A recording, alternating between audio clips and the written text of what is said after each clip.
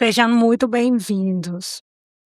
Na sessão de hoje, vamos falar sobre a gestão de fluidos no corpo e como a cardiometria elétrica pode nos ajudar a tornar essa gestão mais adequada. Temos que ter em mente que o nosso corpo é composto basicamente por fluidos, por água, correto? A água é o componente mais abundante ou o componente de maior presença no nosso corpo e aproximadamente a metade do peso corporal humano é composto aquoso. Sim, então, é composto por água e, sem exagerar, pode-se dizer que quase todos os processos do corpo ocorrem em um meio aquoso. De 65 a 75% do corpo de homem é água. De 60 a 65 do corpo de uma criança é água. E para as mulheres, entre 50 e 55% da porcentagem do peso consiste em água. Por razões lógicas, esses são números médios. No entanto, é fundamental entender que a nossa maior parte do corpo é componente aquoso. Então, a água total pode ser dividida em líquido intracelular, que compreende entre 55% e 75% do volume, e o líquido extracelular, que compreende cerca de 25% a 45%, dependendo do sexo e da idade que estejamos falando. Esse, por sua vez, divide-se nos espaços que conhecemos como espaços intracelulares e extracelulares, ou extravascular ou intersticial. O espaço, ou melhor falando, esses espaços de líquido extracelular são um componente mais fácil de medir, já que, de certa forma, podem ser estimados por meio da pressão arterial. No entanto, a perda de líquido corporal pode ser diversa, certo? E poderíamos dividir, ou melhor, se conhece essa perda de líquido através de dois termos. Um, desidratação, e o outro termo é hipovolemia. E é daí que surge o que conhecemos como a regra dos 60, 40 e 20, onde a água corporal total é 60% do peso corporal, o líquido intracelular é 40% do peso corporal e o líquido extracelular é 20% do peso corporal. É importante, então, entender que quando falamos de hipovolemia, refere-se a esse estado de depleção de volume ou perda do volume intravascular. Enquanto, quando falamos de desidratação, ela é descrita como uma redução do volume total de água corporal que pode afetar principalmente o líquido intracelular. No entanto, na prática clínica, esses termos muitas vezes são usados indistintamente e podem ocorrer simultaneamente, certo? Pode haver um quadro de hipovolemia e uma desidratação, ou eles podem estar isolados. A perda de líquidos corporais ocorre quando a excreção de líquido excede a ingestão. E as crianças pequenas e idosos são os que apresentam maior risco de desidratação, basicamente porque tem uma diferença importante na distribuição de volume. Isso porque tem dificuldade para se comunicar ou para relatar o que estão sentindo e, além disso, porque, por exemplo, nos idosos, vemos que com frequência eles estão expostos ao uso crônico de diuréticos e isso pode torná-los mais suscetíveis a esse tipo de estado.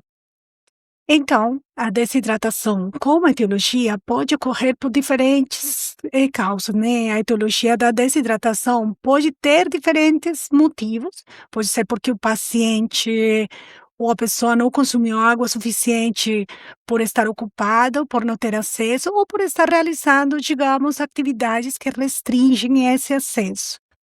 Outras causas podem ser diarreia, vômito, febre, sudorese excessivo, aumento da micção, pode ser por estímulos externos. E as causas de hipovolemia se dividem, digamos, em dois tipos de etiologias, que são a etiologia renal e a extrarrenal. Na renal, falamos geralmente de excesso de diuréticos, de deficiência de mineralocorticoides.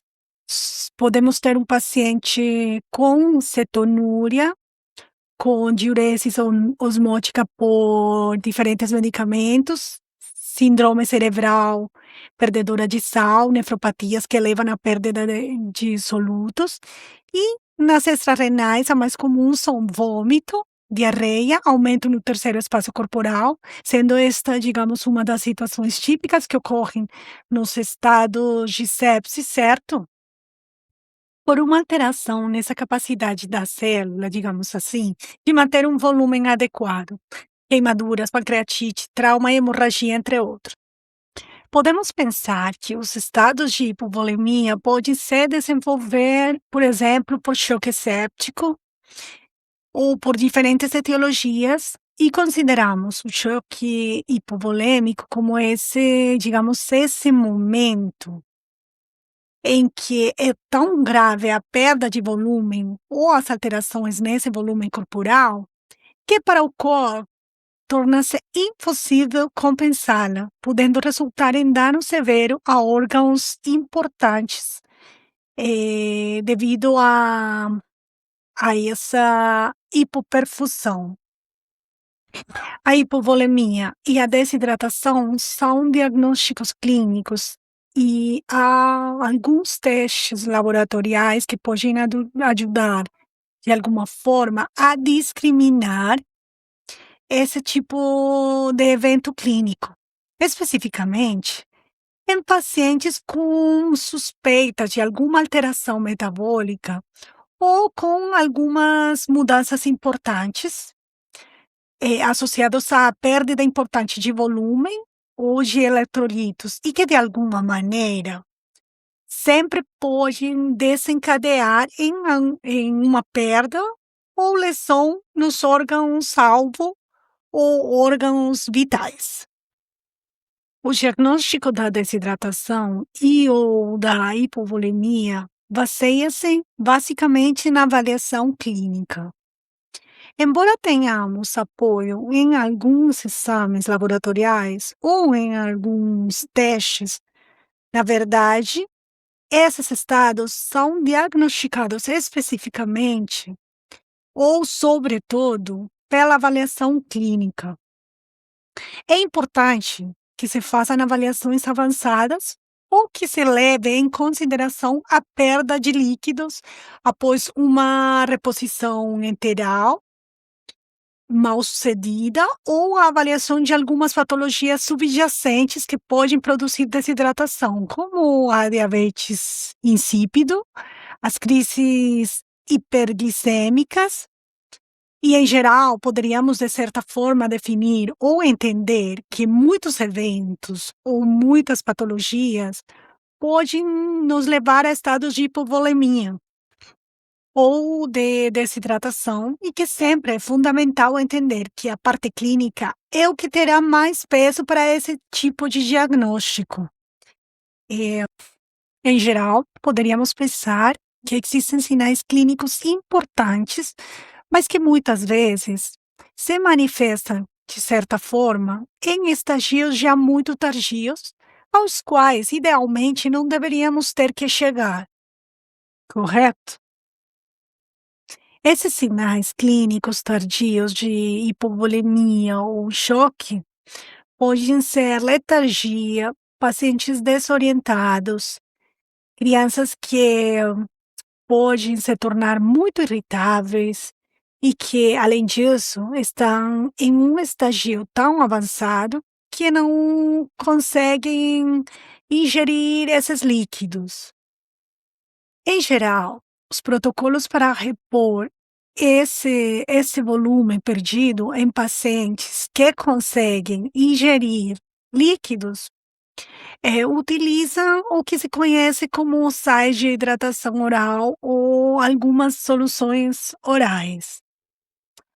No entanto, a maioria dos pacientes críticos não conseguirá beber, não são capazes de repor esse volume rapidamente por via oral E aí teremos que recorrer à reposição com medicamentos ou fluidos intravenosos, que é o mais comum de se ver nas unidades de terapia intensiva em emergência e nos centros cirúrgicos. Esses fluidos intravenosos são utilizados para manter o volume sanguíneo de uma maneira efetiva, manter a perfusão dos órgãos e também como diluentes para medicamentos. Podemos dividir, ou se sabe que os fluidos intravenosos estão divididos em soluções cristalóides, que são aquelas que contêm pequenos solutos, como por exemplo minerais, como o soro fisiológico, o lactato, e alguns podem conter um pouco também de dextrose. E conhecemos os fluidos coloides como aquelas soluções que contêm solutos de maior peso molecular, como em geral é a albumina ou os amidos. Além disso, existem as conhecidas soluções de fluidos intravenosos balanceados, cristalóides ou coloides, que não alteram significativamente a homeostase do compartimento extracelular. Quando se fala nisso, e tem se comparado muito, digamos que a literatura discute bastante sobre quais fluidos são as melhores opções para repor esse volume, certo? E em geral pode-se descrever que os cristalóides se comportam de forma muito semelhante, digamos, à parte fisiológica. Eles são de mais fácil obtenção, mais baratos e, em geral, a maioria dos estados de hipovolemia ou desidratação vai poder ser corrigida com os cristalóides. Enquanto os coloides, em geral, são substâncias que não estão disponíveis em todos os lugares, são muito mais caras, correto? Eh, e em geral já estão, digamos, mais destinados à correção de volume por causa muito específica e não seriam, em geral, a primeira opção de resposta para esses estados. As soluções de cristalóides, então, são soluções aquosas com diferentes concentrações de eletrolitos, os fluidos mais utilizados no ambiente hospitalar. Esses cristalóides, em geral, aumentam esse volume intravascular. O grau em que o fazem depende da sua tonicidade, ou seja, é como esse efeito que existe sobre os diferentes compartimentos onde os fluidos se movimentam. E poderíamos dizer então que os cristalóides isotônicos são as melhores soluções para a ressuscitação volêmica intravenosa. Digamos que dos cristalóides isotônicos, um dos principais é o que conhecemos como soro fisiológica ao 0,9% ou solução salina normal e o ringe lactato.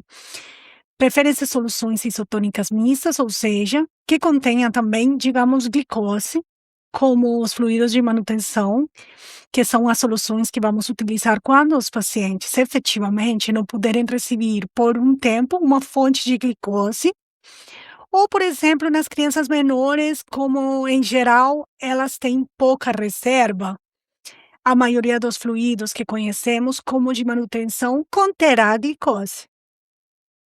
Há uma diferença importante entre as soluções cristalóides, entre as mais comuns, né, como o soro fisiológico e o Ringer lactato. Digamos, essas diferenças podemos ver em sua composição. Eles têm uma osmolaridade diferente. O Ringer lactato possui, além de sódio e cloro, que a solução salina também tem, o Ringer vai conter um pouco de cálcio, um pouco de lactato e tem uma osmolaridade que é um pouco menor em comparação com a solução salina. Digamos que para a ressuscitação, provavelmente o Ringer lactato seja o mais indicado ou utilizado por sua resposta mais fisiológica. É importante fazer com ambas as soluções sempre um controle posterior de eletrolitos para evitar estados de acidose ou estados hiperosmolares. Também existe o que se conhece como as soluções cristalóides hipertônicas. E estamos falando de soluções que têm sódio a 3% ou 5%, que são osmolaridades muito maiores e que, em geral, são destinadas a situações fisiológicas importantes. E é fundamental ter em mente que, quando utilizamos soluções cristalóides hipertônicas, devemos ter um controle mais rigoroso dos eletrolitos. Quando falamos de solução salina normal, deveríamos pensar que a solução salina normal se aproxima do componente fisiológico. No entanto, alguns estudos demonstram que ela pode ter uma maior tendência a causar acidose em reposições maciças com solução salina em grande volume e velocidade. Também pode levar à hipercloremia e, dessa forma, podemos ter hipotensão, coagulopatias e diminuição do ritmo de fibrilação glomerular. Por isso, a solução salina é o melhor fluido de ressuscitação na hipovolemia e na perda de volumes importantes, especialmente quando o cloro está baixo ou há alcalose metabólica. E alguns estudos também mostraram que a solução salina é melhor que a albúmina no traumatismo crânioencefálico, tendo, de certa forma, uma indicação específica. A albumina, que é, de certa forma, um dos coloides mais utilizados, apresenta um resultado semelhante ao da solução salina em pacientes de UTI, inclusive em pacientes com hipoalbuminemia, mas devemos sempre lembrar que a albumina é muito mais custosa e que tem, digamos, indicações mais específicas naqueles pacientes que apresentam sepse ou infecções bacterianas.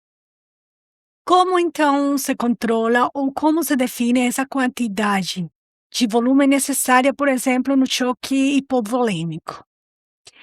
O que diz a maioria das diretrizes é que se deve repor em adultos ao menos 1 ou 2 litros de cristalóides isotônicos inicialmente, para depois administrar alguns bolos específicos.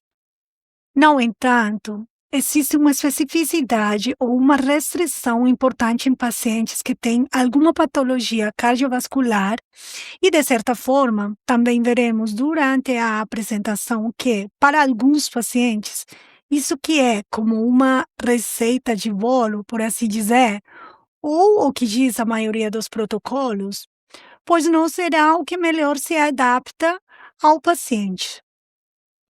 Há indicações importantes no que diz respeito à hidratação com sais de reidratação oral ou por via oral especificamente.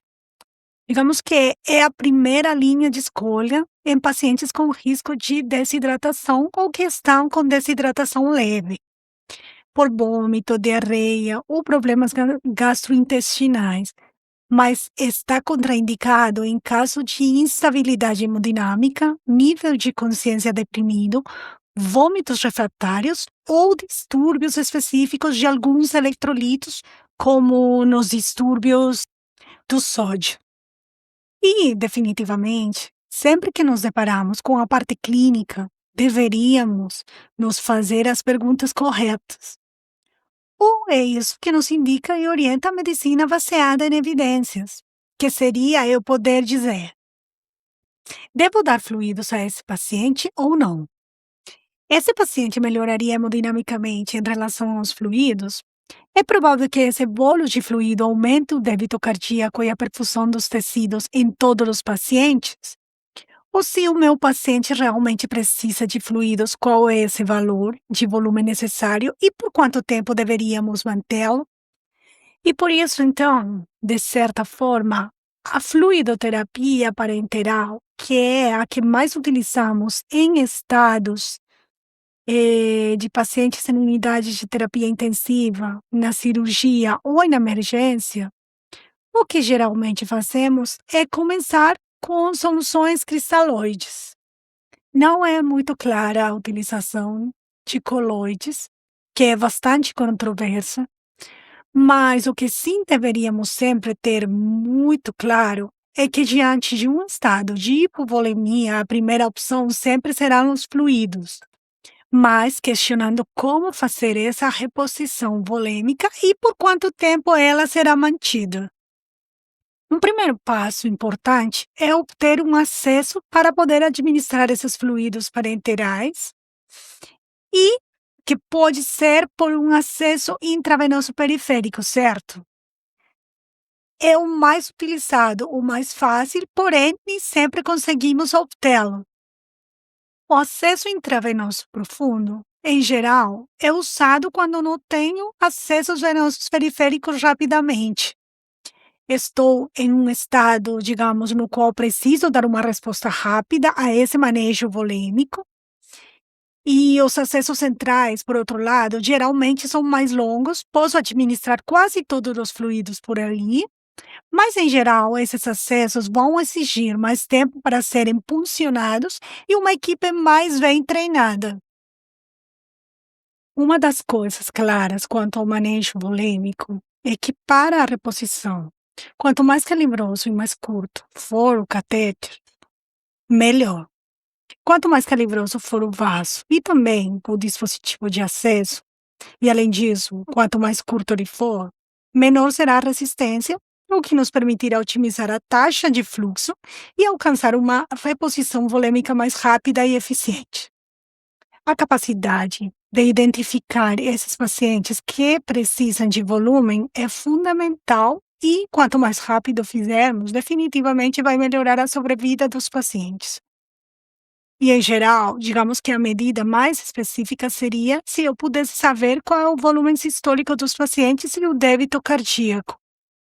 Majoritariamente, daí vem a importância de pensar que os pacientes em estado de desidratação ou hipovolemia vão se beneficiar se eu puder ter uma monitorização rápida, para poder saber especificamente qual é o seu débito cardíaco e qual seria esse volume sistólico do paciente, para ver como faremos a correção. O recente aumento nas pesquisas busca determinar, de forma muito específica, quanto o paciente necessita, por quanto tempo necessita e se realmente apresenta indicação de volume e não de outro tipo de conduta.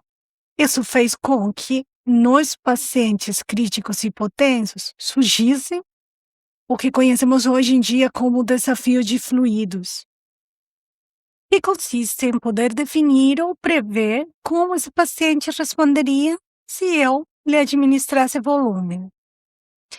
Então, como efetivamente seria a resposta desse paciente? Porque devemos lembrar que a hipotensão ocorre em um contexto que pode se dever a diversas causas, como insuficiência cardíaca, hipovolemia real ou relativa, vasoplegia, ou seja, há muitas razões fisiológicas para se ter hipotensão e, por isso, dispor de valores mais específicos vai me permitir oferecer o melhor tratamento para os pacientes, até porque vários estudos demonstraram que a prescrição excessiva de fluidos também parece prejudicar a oferta de oxigênio, comprometer o desfecho do paciente e, portanto, pode inclusive aumentar a mortalidade se eu estiver administrando mais fluidos do que o paciente precisa. E por isso, então, digamos que o padrão ouro, ou o que me permitiria evitar esse tipo de complicação, é conhecer qual é o volume sistólico do meu paciente e, junto ao débito cardíaco, como deveria subir esse débito cardíaco, controlando quando eu faço essa infusão de volume, certo?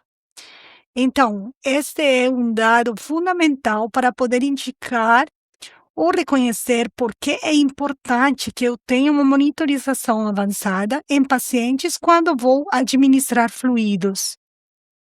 Porque existem diferentes estudos que demonstram que nem todos os pacientes que estão hipotensos e que podem estar em um contexto de hipovolemia vão precisar de fluidos, certo?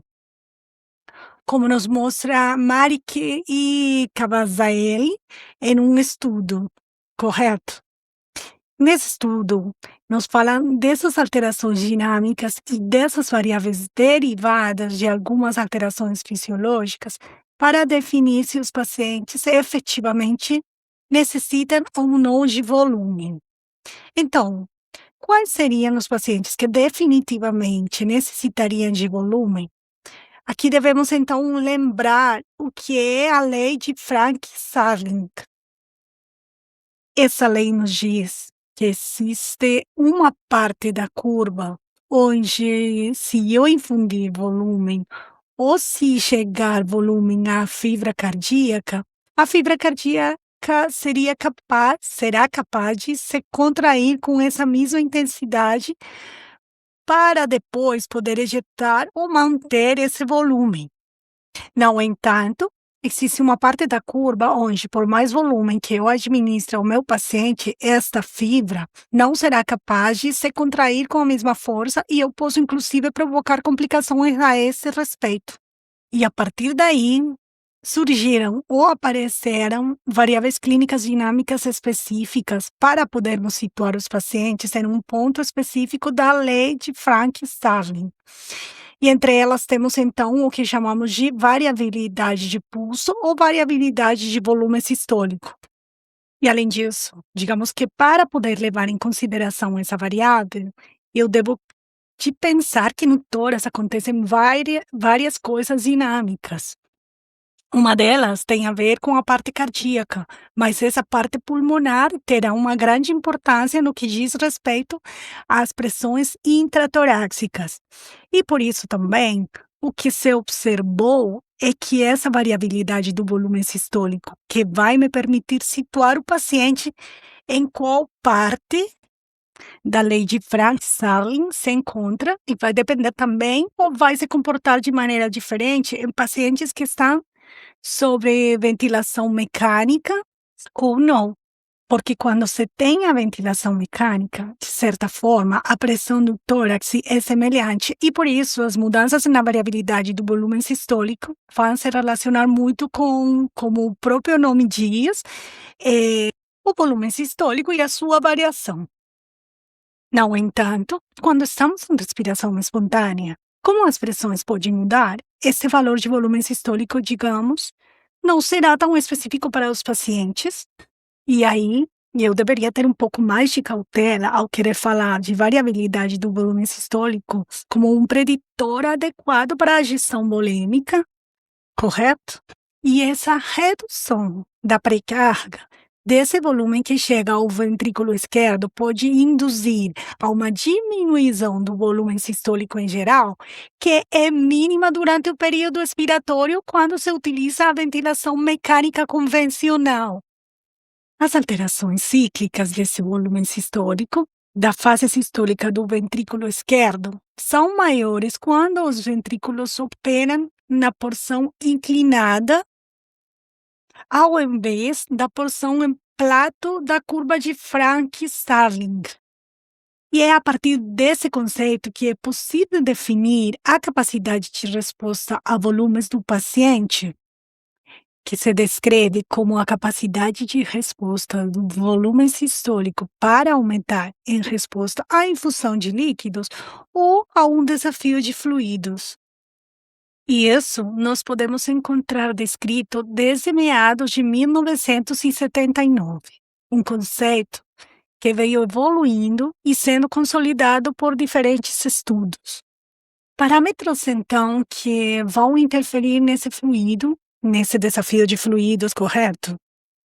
A escolha do fluido, a quantidade que vamos administrar, a duração da infusão, que em geral fica entre 5 a 10 minutos para podermos realizar novamente as medições. Existe também algo que, de certa forma, vem sendo proposto já há muito tempo. Acontece que, nesses primeiros estudos, falava-se de variáveis hemodinâmicas que são estáticas, certo? Como a PVZ e a pressão de oclusão de artéria pulmonar. Mas vamos ver um pouco mais na frente que efetivamente isso, digamos que a PVC e a pressão de oclusão não são valores dinâmicos e, portanto, têm restrições importantes para a definição de volumes. Enquanto isso, a resposta ao débito de fluidos pode ser melhor avaliada por meio do monitor de débito cardíaco e da variabilidade do volume sistólico, observando como essas variáveis dinâmicas se adaptam a esse desafio, o qual se recomenda que seja de 250 mililitros se estivermos falando de adultos, ou 3 mililitros por quilo para as crianças. E consideramos que um paciente é responsivo ao volume quando apresenta uma delta positivo de 5% em parâmetros dinâmicos, como o débito cardíaco, o volume sistólico e outros valores. É um método ideal para avaliar a resposta ou predizer a responsividade a volume. É direto, fácil de realizar. Em geral, quando utilizamos, por exemplo, monitores como o da cardiometria elétrica, é um método de certa forma não invasivo, certo? E vai nos permitir evitar ou diagnosticar esses 50% dos pacientes que, apesar de estarem hipotensos, não serão responsivos a volume, mas que vão precisar de outro tipo de terapia. E se eu lhes administrasse volume, estaria, digamos, expondo-os a uma complicação da fluidoterapia, correto? Então, é por isso que tem sido recomendado. Algumas medições estáticas, como aquelas mencionadas, a PVC, a pressão da artéria pulmonar, a pressão de oclusão da artéria pulmonar, o índice de volume diastólico final e a área diastólica, no fim das contas, são variáveis hemodinâmicas estáticas e, portanto, não são precisas e têm várias limitações. Por exemplo, a PVC, que é, de certa forma, um dos parâmetros utilizados por mais tempo, é um parâmetro que avalia apenas as pressões cardíacas diretas e que, portanto, reflete a pré-carga. No entanto, dilatações ou condições específicas da cavidade direta fazem com que ocorram mudanças importantes no volume sem que a pressão venosa central varie.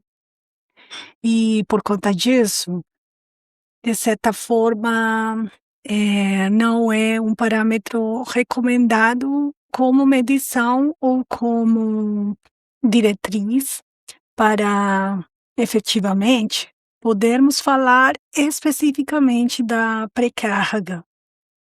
Além disso, então, qual seria, digamos, o problema de continuar fazendo a reposição volêmica como se fazia antigamente?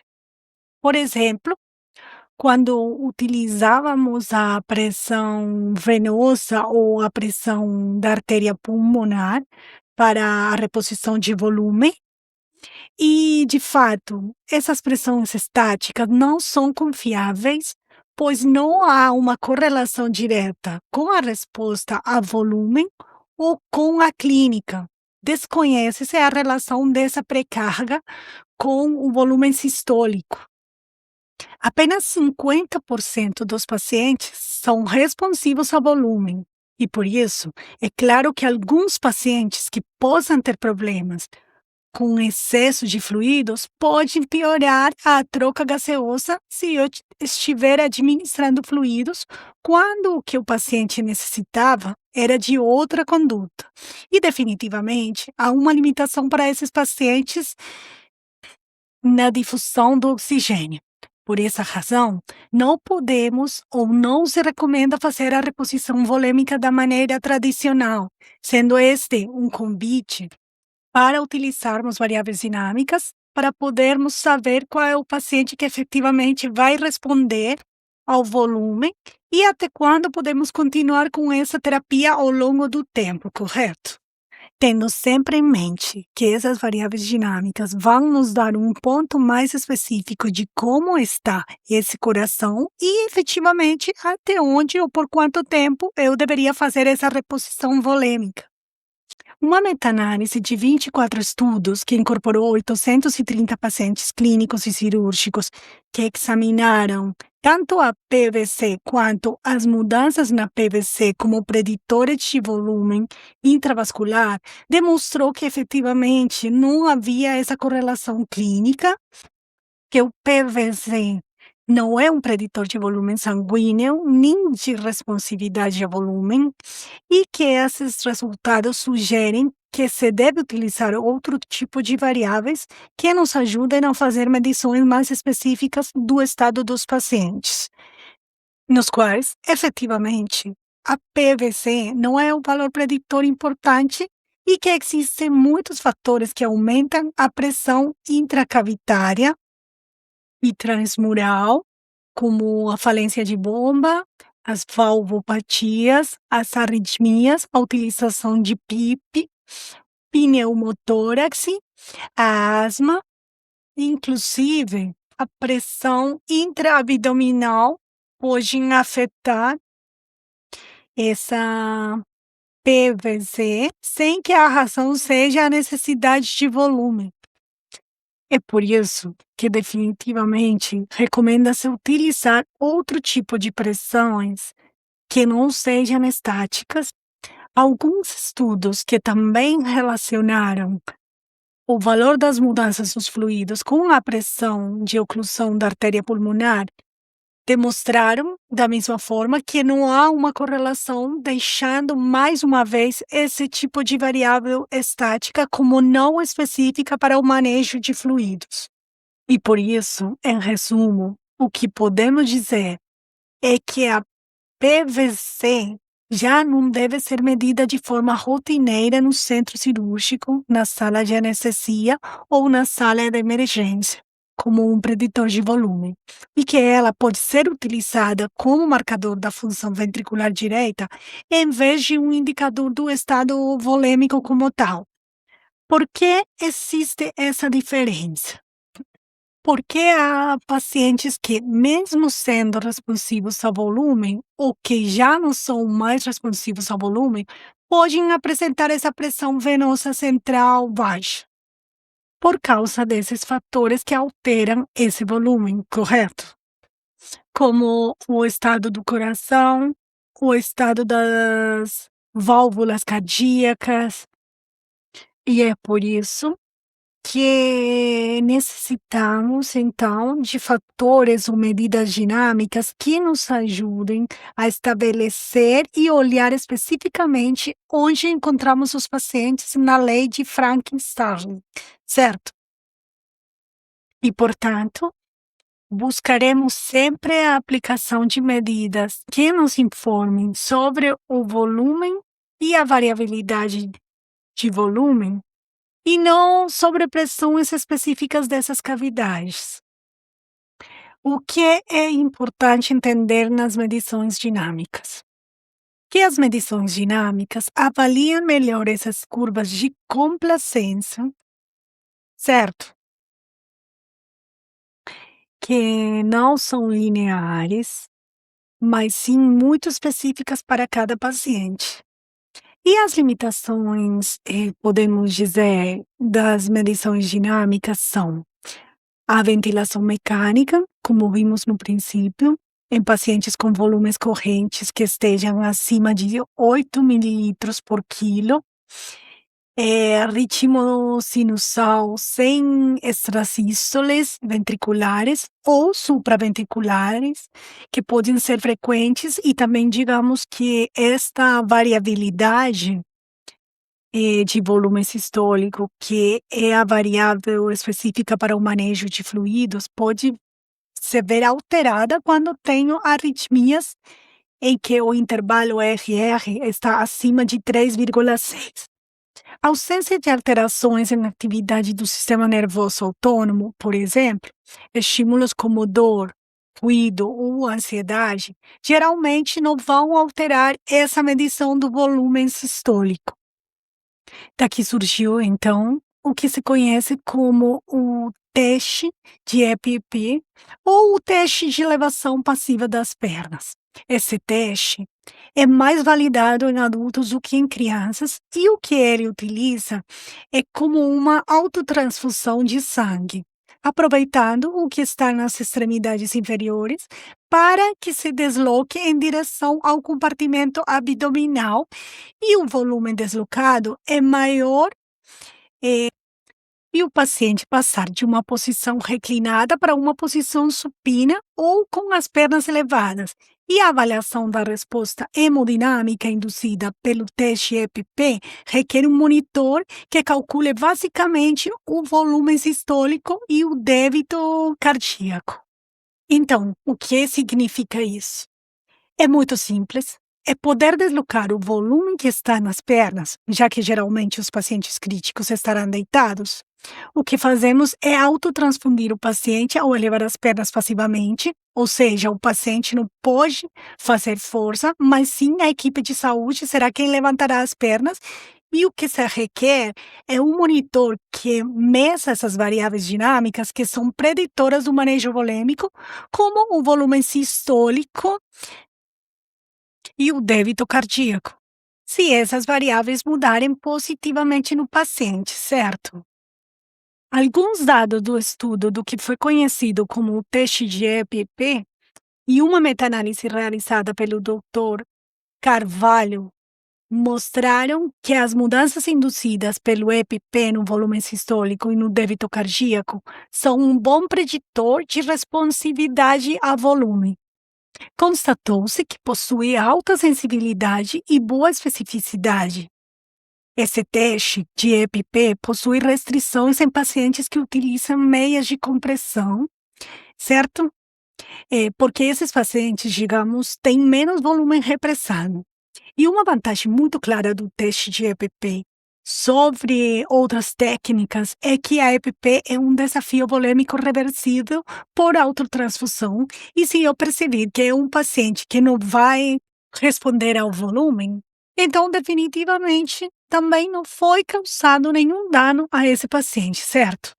Existem diferentes estudos que respaldam a utilização desse teste, nos quais podemos definir que se trata, de fato, de um teste capaz de predizer a capacidade de resposta aos fluidos. Outros mostram que as mudanças induzidas pelo teste de EPP no volume sistólico são capazes de predizer a resposta da expansão volêmica em pacientes que respiram espontaneamente e que, portanto, essa é uma vantagem para poder utilizá-lo nesse perfil de pacientes. Por conseguinte, a reanimação fluida contínua para normalizar esses parâmetros, digamos em pacientes nos quais eu já tenho um teste de EPP positivo, vai ganhar, de certa forma, bastante importância, mas, no entanto, eu precisaria dispor de ferramentas que me digam: tudo bem, vou repor o volume do paciente, mas por quanto tempo, certo? Até quando o paciente vai necessitar, visto que isso definitivamente pode mudar a qualquer momento e, bem, eu não posso ficar realizando esse teste permanentemente. Então, daí vem uma das grandes importâncias de eu poder contar com uma medição contínua do débito cardíaco, do volume sistólico e de outro tipo de variáveis hemodinâmicas que me mostrem isso. Portanto, o conceito de responsividade a fluidos é importante para podermos definir se dou seguimento, se continuo ou se inicio uma terapia. No entanto, é super importante também conseguir definir até quando esse paciente seria responsivo a volume, para não cair em problemas que aumentem a mortalidade e a morbidade dos pacientes. E, de todo modo, como apontado por Lawrence O reconhecimento precoce e o manejo preciso de fluidos e eletrolitos representam desafios complexos e rotineiros na terapia intensiva. Há algumas populações muito especiais, como por exemplo, os neonatos, os pacientes pediátricos, os pacientes em centro cirúrgico, onde eu obtenho variáveis bastante específicas e onde eu definitivamente gostaria de ter parâmetros específicos para realizar essa reposição volêmica. Os pacientes que recebem líquidos por via intravenosa, quando não conseguem manter um equilíbrio hídrico adequado, precisam de reposição de fluidos.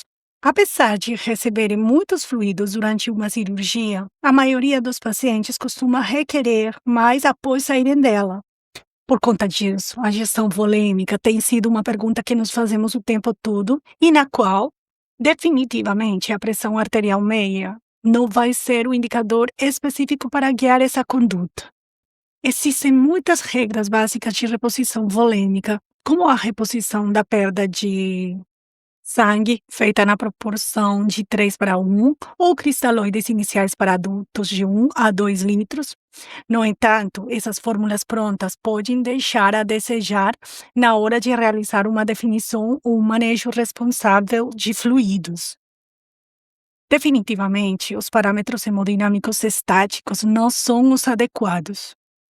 Do que precisamos é de parâmetros hemodinâmicos dinâmicos, como a variabilidade da pressão sistólica, a variabilidade do volume sistólico, o débito cardíaco, a saturação central de oxigênio, o volume sistólico, a oferta de oxigênio. E definitivamente podemos contar com uma série específica de estudos que vai nos demonstrar que esses parâmetros dinâmicos são efetivos.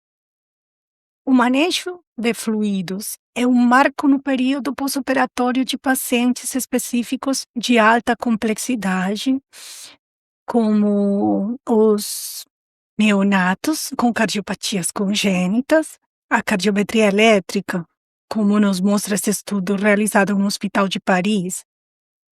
Trata-se de um monitor hemodinâmico contínuo não invasivo, utilizado de forma rotineira na unidade em que se realizou o estudo, que mostrou como a variabilidade do volume sistólico é confiável na hora de se tomar decisões com esse perfil de pacientes. Tanto a variabilidade do volume sistólico quanto o débito cardíaco foram parâmetros confiáveis.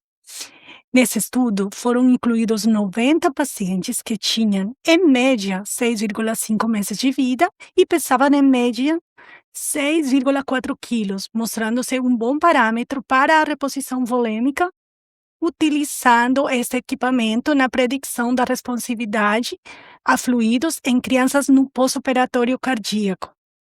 Adicionalmente, este estudo demonstra que as medidas não invasivas, como a variabilidade do volume sistólico, o volume sistólico e o débito cardíaco, fornecem dados confiáveis não apenas sobre como ou quando iniciar os fluidos, mas também sobre quando suspendê-los ou quando a resposta não é a adequada.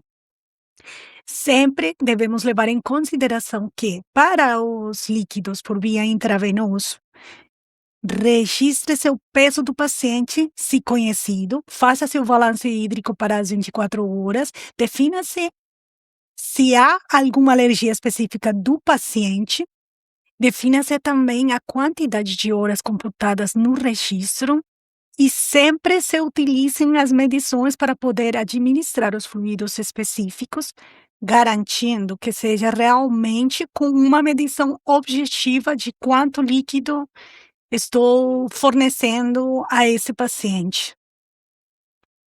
Poderíamos, então, caminhando para a conclusão, pensar que os cristalóides são, em geral, a primeira opção na maioria dos casos de reposição volêmica.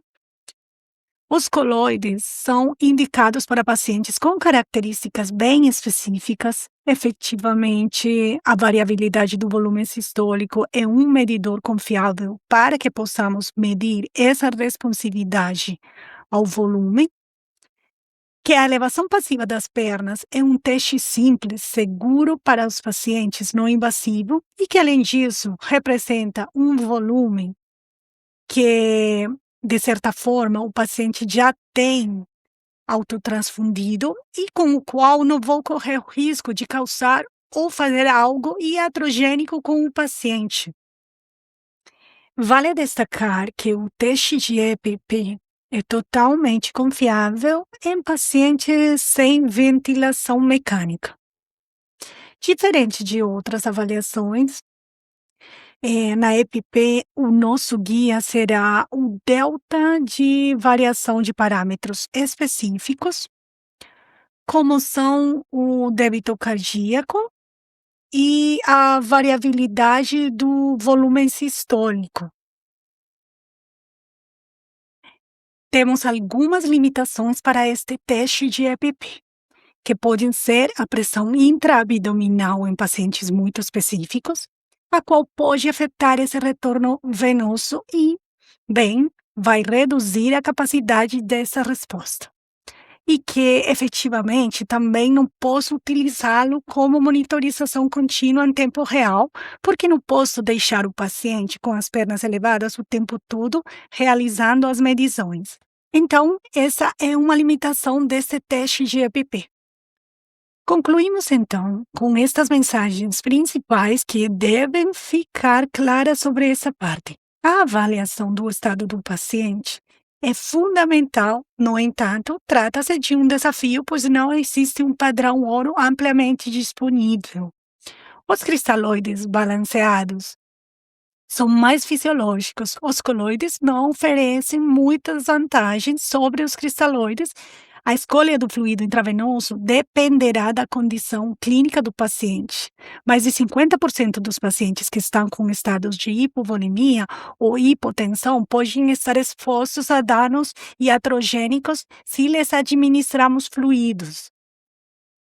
A falta de fluidos efetivamente também pode provocar hipoperfusão tecidual, piorar a disfunção orgânica e, portanto, piorar o estado dos pacientes. Lembramos que, inclusive, uma pessoa normal e saudável é responsiva a fluidos, o qual não significa que se deva administrar fluidos a todos os pacientes. Isso deve ser sempre como uma avaliação muito específica, conforme o estado em que o paciente se encontre. A avaliação dinâmica efetivamente deve ser realizada com maior frequência e é a indicada para os pacientes. Com a avaliação dinâmica, nós podemos saber realmente se o paciente responde a volume, por quanto tempo devemos infundir e até onde poderemos ir com segurança, certo? Esta era a mensagem que tínhamos para hoje. Lembrem-se de continuar revisando o conteúdo e nos vemos na próxima sessão.